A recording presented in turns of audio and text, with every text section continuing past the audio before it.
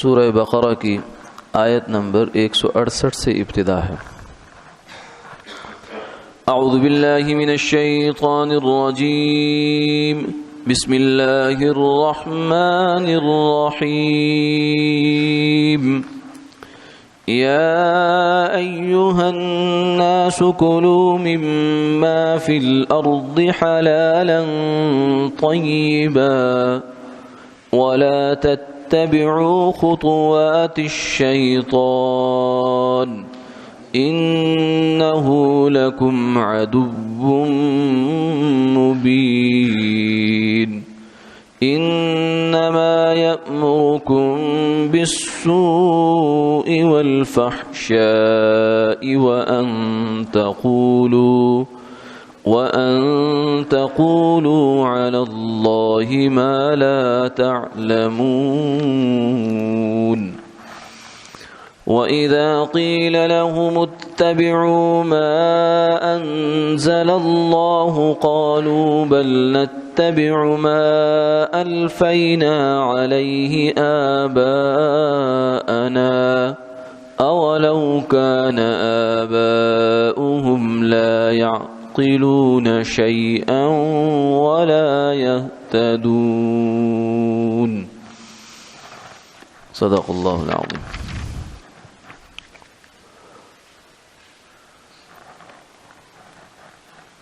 اے لوگو، جو چیزیں زمین میں موجود ہیں ان میں سے شرعی حلال پاک چیزوں کو کھاؤ، اور شیطان کے قدم مقدم مت چلو، حقیقت میں وہ تمہارا کھلا ہوا دشمن ہے۔ وہ تو تمہیں ان باتوں کی تعلیم کرے گا جو شرعاً بری اور گندی ہیں، اور یہ بھی تعلیم کرے گا کہ اللہ کے ذمے وہ باتیں لگاؤ جس کی تمہارے پاس کوئی دلیل اور سند نہیں ہے۔ اور جب کوئی ان مشرک لوگوں سے یہ کہتا ہے کہ اللہ نے جو حکم بھیجا ہے اس پر چلو، تو کہتے ہیں کہ نہیں، بلکہ ہم تو اسی طریقہ پر چلیں گے جس پر ہم نے اپنے باپ دادا کو پایا ہے۔ کیا اگر سے ان کے باپ دادا دین کی کچھ سمجھ بوجھ رکھتے ہوں اور نہ کسی آسمانی کتاب کی ہدایت رکھتے ہوں۔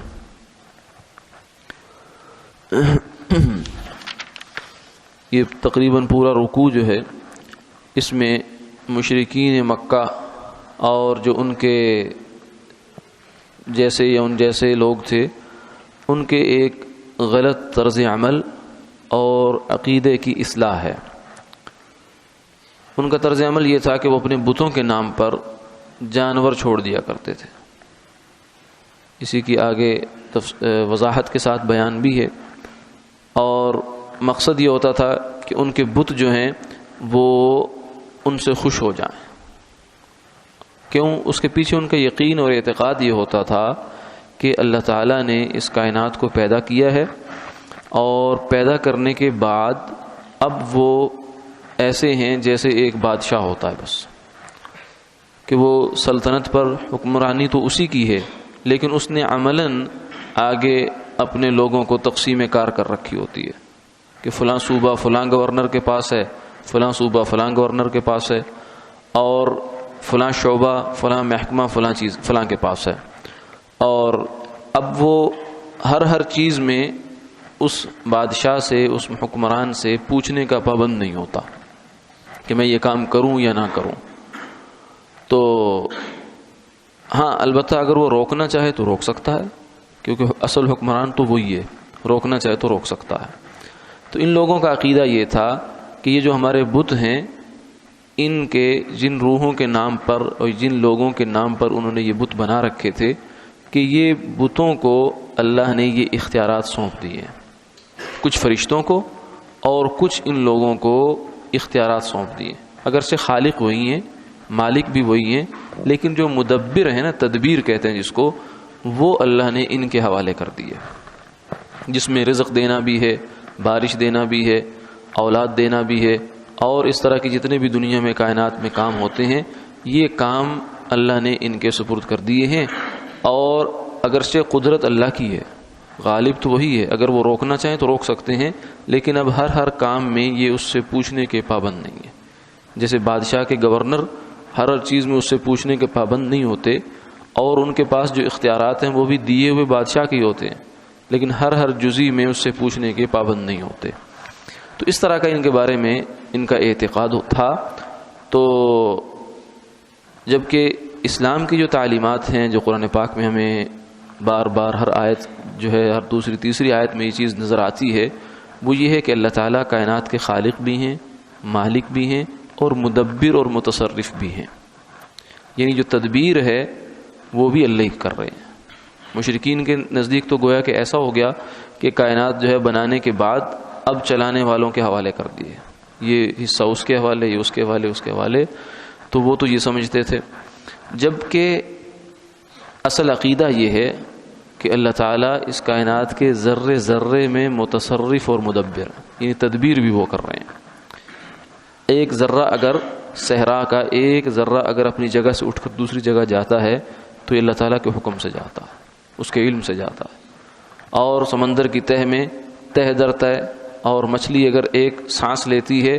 اور تھوڑی سی بھی کوئی حرکت کرتی ہے کائنات کے کسی بھی ذرے میں ہوتی ہے تو وہ اللہ کے علم میں اور حکم کے مطابق ہوتی ہے، اس کے علم سے باہر نہیں۔ الا لہ الخلق والامر،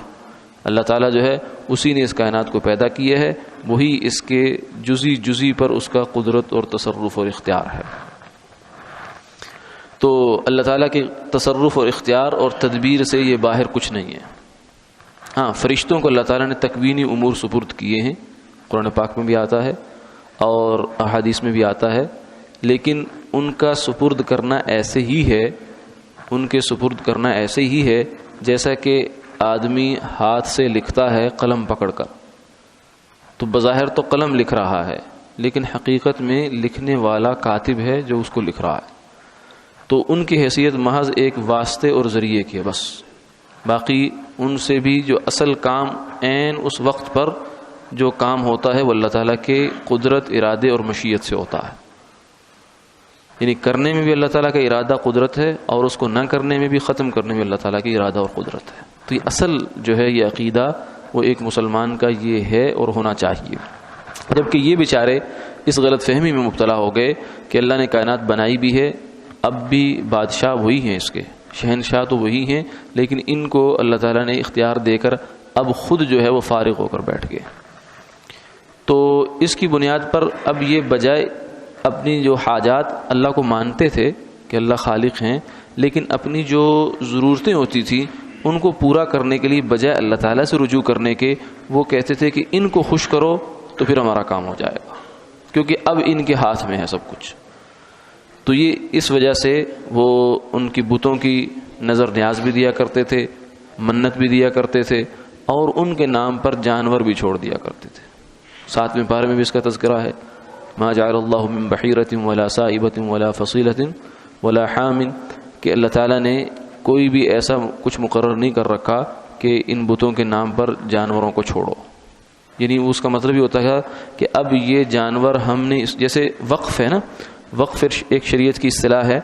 کہ اپنی ملکیت سے چیز کو نکال دینا اور اللہ کی ملکیت میں داخل کر دینا۔ جیسے مسجد ہے، مسجد کی زمین وقف ہوتی ہے، یہ کسی شخص کی ملکیت نہیں رہتی۔ مدرسہ ہے، وقف ہوتا ہے، اور اوقاف جتنے بھی ہیں وہ سب وقف ہوتے ہیں۔ اس کا مطلب یہ ہوتا ہے کہ اب یہ بندے کی ملک سے نکل گیا اور اللہ کے ملک میں داخل ہو گیا۔ اب اس سے جو آگے فقیر ہیں یا اس سے متعلقہ جو لوگ ہیں جن پر یہ وقف ہے وہ اس سے فائدہ اٹھائیں گے، اور قیامت تک یہ کوئی اس کا مالک نہیں بن سکتا۔ لا یباع ولا یوہب ولا یشترى ولا یورث، وقف نہ بک سکتا ہے،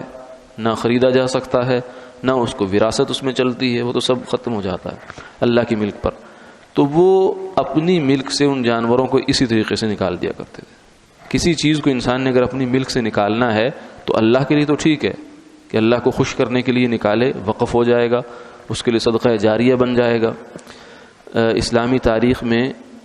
یہ تو جب یہاں انگریز آئے مختلف اسلامی ممالک میں تو انہوں نے اوقاف کا نظام معطل کر دیا، ورنہ اس سے پہلے بڑی بڑی جائیدادیں، جاگیریں جو تھی وہ وقف ہوا کرتی تھی وجوہ خیر پر، جس سے بہت بڑے سلسلے خیر کے چلا کرتے تھے۔ انگریز نے جو یہاں آ کر ہندوستان میں کام کیا، جو اس کے سیاہ کارنامے ہیں، ویسے تو سارا ہی سیاہ تھا۔ ہمارے کچھ لوگ کہتے ہیں، سمجھتے ہیں کہ انگریز کا زمانہ بڑا اچھا تھا، وہ اچھا اس کا اپنے لیے تھا، اس نے جو ریلیں بنائی ہیں، نظام اچھا کیا تھا، وہ صرف اس لیے کیا تھا کہ یہاں سے مال لوٹ کر لے جانے میں مجھے سہولت رہے، راستے اچھے ہو جائیں گے، ورنہ ہمارے لیے کچھ اچھا نہیں کیا اس نے۔ تعلیم کا ستیاناش کر دیا، معیشت کا ستیاناش کر کے چلا گیا۔ یہ تو ایک طویل داستان ہے۔ علم کے خزانے، کتب خانے لوٹ کر چلا گیا۔ ابھی بھی انڈیا آفس لائبریری میں ہمارے محققین کو جانا پڑتا، کوئی بھی کتابیں یہاں کے خزانے جو ہیں وہ لوٹ کر لے گئے، تو لٹیرے تھے۔ تو خیر، ان لوگوں نے جو سیاہ کارنامے تھے ان میں سے ایک کارنامہ یہ بھی تھا کہ انہوں نے یہاں کے سب سے پہلے اوقاف ختم کیے۔ مسلمانوں کی جو معیشت کی ایک بہت بڑی بنیاد تھی دین کی، اس میں اندر اوقاف کا بڑا حصہ تھا، دخل تھا، تو اس نے اس رگ کو کاٹا۔ تو اوقاف وقف ہوتا ہے اللہ کے نام پر کسی چیز کو چھوڑ دینا، تو یہ صفت تو اللہ تعالیٰ کے لیے، حق اللہ تعالیٰ کا ہے کہ اللہ کے نام پر چیز چھوڑی جائے۔ کیوں؟ اس لیے کہ اسی کو راضی کریں گے تو کام بنیں گے۔ شفا، بیماری، صحت، تندرستی، اولاد، کاروبار، فراخی، یہ سب چیزیں اللہ کے ہاتھ میں براہ راست۔ اس لیے حضور نے فرمایا کہ دعا مانگو تو اللہ سے مانگا کرو اور ایک ایک چیز مانگو۔ بعض لوگ جو ہے وہ ہچکچاہٹ کا شکار ہوتے ہیں کہ اللہ سے تو بڑے بڑے کام تو کروائیں۔ مشرکین مکہ بھی یہ کہتے تھے کہ بڑے بڑے فیصلے تو اللہ ہی کرتے ہیں، لیکن چھوٹے چھوٹے جو کام ہیں نا، یہ اس نے ادھر ادھر بانٹ رکھے ہیں۔ تو حضور نے جو تعلیمات دی ہیں اس میں فرمایا کہ اپنے جوتے کا تسمہ ٹوٹے تو یہ بھی اللہ سے مانگو۔ یہ نہ سمجھو کہ یہ جوتے کا تسمہ تو اللہ کا کرنے کا کام نہیں، کسی اور کا کام ہے، نہیں، یہ بھی اللہ نے دینا تمہیں۔ ایک ذرہ ذرہ جو ہے، لقمہ لقمہ، دانہ دانہ، یہ اللہ ہی نے دینا ہے تمہیں۔ تو خوش کرنا ہے تو اللہ کو خوش کرو۔ تو یہ آپ صلی اللہ علیہ وسلم نے آ کر ان کو تعلیمات دیں، لیکن وہ ایک عرصے سے اس چیز پر جمے ہوئے تھے۔ عمرو ابن لوحا جو تھا وہ پہلا شخص تھا جس نے یہ رسم ڈالی، اور یہ بت پرستی کا آغاز اس نے عرب میں اس نے کیا ہے۔ وہ کہیں باہر گیا تھا اور اس کو کوئی بت ملا تو وہاں سے وہ اٹھا کر لے آیا۔ عرب سفر تو کیا کرتے تھے تجارت کے لیے، تو اس میں لے آیا اور لا کر اس نے مکہ والوں کو کہا، عربوں کو کہا کہ اب یہ جو ہے اس کی پوجا کیا کرو، اس کو جو ہے اس کی پرستش کیا کرو، تم سے یہ لوگ راضی ہو جائیں گے اور تمہاری مرادیں بھر آئیں گے۔ تو عربوں کے اندر بت پرستی کی اور اس شرک کی جو پہلا بیج ہے وہ اس شخص نے رکھا تھا۔ آپ صلی اللہ علیہ وسلم نے اس کے بارے میں فرمایا کہ میں نے اس کو دیکھا ہے کہ جہنم میں اس کے پیٹ کی جو انتڑیاں ہیں وہ باہر نکلی ہوئی ہیں اور ایسے پڑی ہوئی ہیں، اور ان کے گرد وہ چکر لگا رہا ہے۔ یہ اس کا عذاب ہے جہنم کے اندر، آگ کے اندر، کہ اس نے شرک جیسا گناہ جو ہے، صرف ایک ہے کہ اپنی ذات تک انسان کو گناہ کرے، وہ پھر بھی گناہ تو گناہ ہے، لیکن پورے لوگوں کو گناہ کے اندر لگا دیا۔ پوری عرب جو قوم تھی، اس کے نسل تھی، اس سب کو اس نے بت پرستی کے اوپر لگا دیا۔ اس لیے فرمایا کہ انسان کو خیر کا ذریعہ تو بننا چاہیے، شر کا ذریعہ نہیں بن جانا چاہیے، کیونکہ جتنے بھی برے کام ہوں گے اس میں اس کا حصہ ہوگا، اور اگر کوئی خیر کا ذریعہ بنتا ہے تو اس کے خیر کے جو ذریعہ بنے گا برے اچھے کاموں کا اس کا حصہ ہوگا۔ اسی لیے فرمایا کہ قابیل نے قتل کیا تھا جو آدم علیہ السلام کے 2 بیٹے تھے، ان میں سے ایک قابیل، قاف سے قاتل اور قاف سے قابیل یاد رکھنا ہو تو یہ اس کا آسان طریقہ ہے۔ تو قابیل نے قتل کیا، تو آقا علیہ الصلوۃ والسلام نے فرمایا کہ قیامت تک جتنے بھی قتل ہوں گے ناجائز، ناحق قتل ہوں گے، ان کا گناہ قاتل کو تو ملے گا، اس کا حصہ قابیل کو بھی ملے گا، لأنہ اول من سن القتل، کیونکہ وہ پہلا شخص ہے جس نے قتل کی ریت ڈالی تھی دنیا میں۔ تو عمرو بن لوحا نے یہ بت پرستی کی، اور وہی شخص پہلا تھا جس نے یہ سیب الصوائب، کہ یہ جو جانور بتوں کے نام پر چھوڑے جائیں، یعنی وہ بت بھی لایا اور بت کے ساتھ ساتھ پھر پوری اس کی تھیوری اور جو پریکٹیکل ہے وہ بھی لے کر آیا کہ یہ بت ہے، اس کو یوں پوجو، اس کے نام پر جو ہے بتوں اپنے جانوروں کو چھوڑا کرو اور نظر نیاز مانا کرو۔ تو اس چیز کی تردید فرمائی گئی، لیکن مشرکین مکہ چونکہ ایک زمانے سے جمے ہوئے تھے ان چیزوں پر، تو اس لیے وہ ان باتوں کے اوپر کان نہیں دھرتے تھے۔ وہ کہتے ہیں ما وجدنا علیہ آباءنا، جو ہمارے باپ دادا کرتے آ رہے ہیں بس وہی ٹھیک ہے۔ قرآن پاک نے ان کو یہ اس چیز کی طرف متوجہ کیا کہ ٹھیک ہے تمہارے باپ دادا جو ہیں یہ 4 سٹیپ تک، 5 10 سٹیپ تک تو ہوں گے، لیکن ابراہیم بھی تو تمہارے باپ ہی تھے، اسماعیل بھی تو تمہارے باپ تھے، تم نے ان کے ساتھ کیا ظلم کر رکھا ہے کہ خود اسماعیل علیہ السلام کی جو ہے وہ تصویر بنائی ہے، مشرکین مکہ نے بنائے رکھی تھی اس وقت، اور ان کے ہاتھ میں جو قسمت آزمائی کے تیر تھے وہ دے رکھے تھے آپ صلی اللہ علیہ وسلم نے فرمایا کتنے ظالم لوگ ہیں کہ وہ ابراہیم علیہ السلام کہ جن کی دعوت اور جن کی پوری زندگی توحید پر ہے، وہ تو بت شکن تھے، آزر کے بتوں کو توڑنے والے اور نمرود کے بتوں کو، بت خانے کو توڑنے والے، انہوں نے انہی کی اولاد اور انہی کے نام پر ان کی بت پرستی شروع کر دی۔ تو فرمایا کہ بس یہ دلیل کوئی دلیل نہیں ہے کہ ہم نے اپنے باپ کو، دادا کو، آبا و اجداد کو اس چیز پر پایا، بھئی یہ بھی تو دیکھو کہ باپ دادا نے غلط کام کیا، صحیح کام کیا۔ تو بعض دفعہ جو ہے اس چیز میں انسان گمراہی کا شکار اس لیے بھی ہو جاتا ہے کہ میں نے اپنے بڑوں کو ایسے کرتا ہوا دیکھا۔ وہ ضرور ہے دیکھو، لیکن بڑوں کی بھی آگے بڑے ہوتے ہیں، ان کو بھی دیکھنا چاہیے۔ تو ابراہیم علیہ السلام بھی تو بڑے تھے، ان کو نہیں دیکھتے اور فرمایا کہ ادھر دیکھتے ہیں۔ تو ان آیات کے اندر اللہ نے انہی کے اس جو باطل نظریہ ہے اس کی تردید فرمایا کہ یہ جو جانوروں کو تم چھوڑ دیتے ہو پھر اس کو حرام سمجھتے ہو، اور ایسے جانور جو ہوتے تھے جس کی کھیتی میں چلے جاتے تھے وہ بھی اس آگے سے کوئی نہیں روکتا تھا ان کو، اگر کوئی روکتا تھا سب کے تو بہت بڑا غلط کام کر دیا تم نے، چاہے وہ کسی کی کھیتی اجاڑیں، چاہے وہ کسی کا کچھ بھی کرتے رہیں، گھر میں چلے جائیں تو کوئی ان کو روک ٹوک نہیں ہوتی تھی۔ تو فرمایا کہ یہ تم نے اپنے پاس سے گھڑ لی ہیں باتیں، یہ من جانب اللہ کچھ نہیں ہے ان میں سے، نہ یہ اللہ کا حکم ہے۔ اللہ کا حکم ہے کہ اللہ کے نام پر جانور ذبح کرو، قربانی کرو، وہ ٹھیک ہے، اگر تمہیں زیادہ شوق ہے تو قربانی کرو، ہاں اللہ کے نام پر ذبح کریں، نظر للہ ہو، نظر للہ ہو، اللہ کے لیے ہو، اس کا ایصال ثواب جو ہے وہ چاہے کسی کو پہنچا دو، وہ بزرگوں کو پہنچاؤ، انبیاء علیہ السلام کو پہنچاؤ، اپنے رشتہ داروں کو پہنچاؤ، وہ ٹھیک ہے، لیکن نظر لغیر اللہ ہوگی تو یہ شرک ہو جائے گی، یعنی اس کا نام غیر اللہ کے نام پر اگر ذبح کریں گے تو یہ شرک ہو جائے گا۔ ذبح اللہ کے نام پہ ہو، ہاں اس کا جو ایصال ثواب ہے وہ جو ہے وہ دوسروں کے نام غیر اللہ کے نام پر ہو سکتا ہے،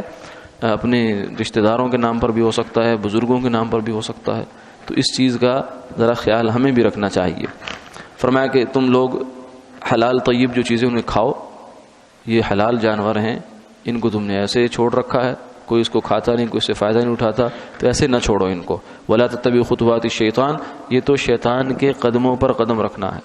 یہ اس کو خوش کر رہے ہو، اللہ اس سے خوش نہیں ہو رہے، اس سے تو وہ خوش ہو رہا ہے۔ انہ لکم عدو مبین، لیکن یہ یاد رکھو کہ وہ تمہارا خیر خواہ نہیں ہے، وہ تمہارا کھلا دشمن ہے، کھلا۔ قرآن پاک میں شیطان کے بارے میں اللہ تعالیٰ نے